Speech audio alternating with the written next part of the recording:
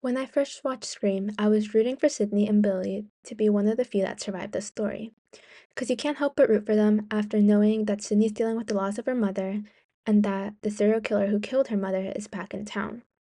However, horror and the love story are often intertwined because it raises the stakes of survival.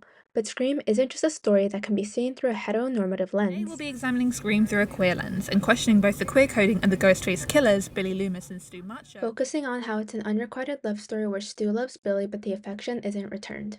Oh, you mean after you branded him the Candyman? No, his heart's This establishes that Billy is Stu's priority. Sydney isn't crazy to accuse Billy of being the killer. She had just experienced a traumatic event.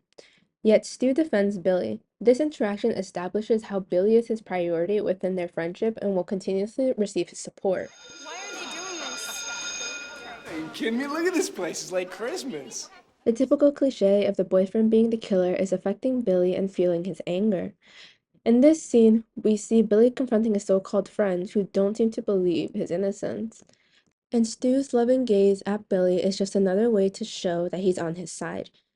Being openly queer isn't an option at the moment. Quick glances is all Stu can do. And not once has Billy shown any response towards Stu in his actions. This further establishes how Stu is a follower, going where Billy is, even though he has no reason to. We all go a little mad sometimes. No, Anthony Perkins, Psycho. Revealing himself as the killer, it's a pivotal point.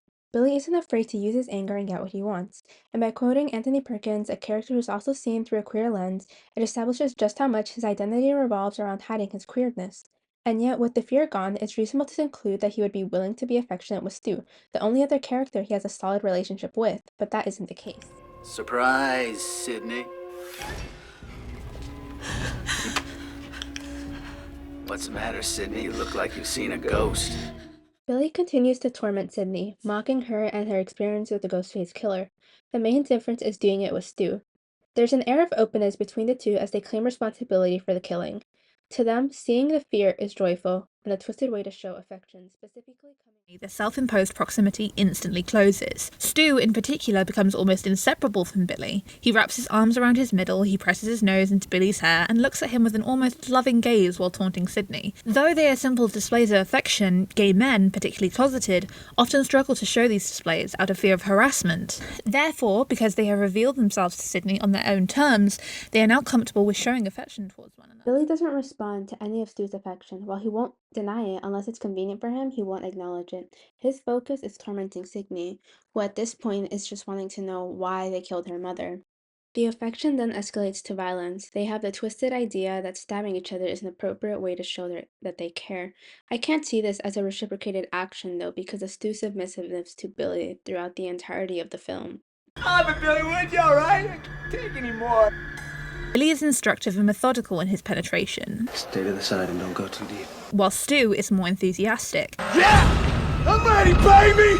Tonight! Get up! Yeah, man, get up! Perhaps aligning them with the sexual dynamic of the dominant and submissive. But the penetration isn't quick and simple as Billy would like it to be. It's painful and drawn out, as gay sex can be, and Billy even goes too deep at one point. Freudian theory would designate Billy and Stu's penetration as inherently phallic, and much like in Nightmare 2 in the previous episode, because they cannot have sex with each other, their desire must instead be displayed through violence. I agree with the point that they need to show their affection through violence. But could this really be considered love? I don't think so. When Sydney escapes, it's obvious that Billy was only after revenge. Stu's bleeding heavily, but Billy doesn't pay attention. The dominant and submissive dynamic simply highlights how Billy is in power because Stu loves him and will do what he asks.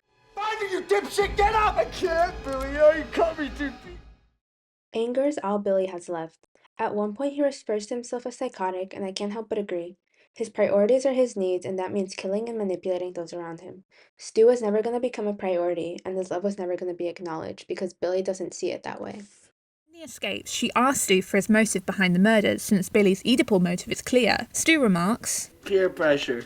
I'm far too sensitive. suggesting he doesn't actually have one. However, Stu's lack of a motive can also be read as a kind of devotion and love for Billy, to the point of committing murder for him. Stu's chief affectional energies are directed towards Billy, to whom he is devoted, to the degree that Billy's motive essentially becomes Stu's motive, exempling a textbook. It's true that Stu really didn't have a motive. His motive was simply his love for Billy.